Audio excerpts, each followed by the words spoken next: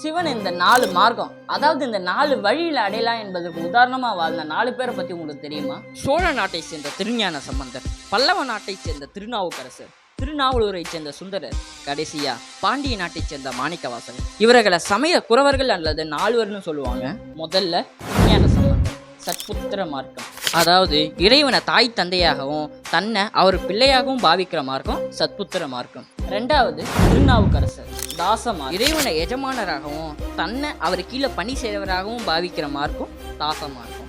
மூணாவது சுந்தரர், சக மார்க்கம், இறைவனை தன்னுடைய சக நண்பனாக பாவிக்கிற மார்க்கம் சக மார்க்கம்.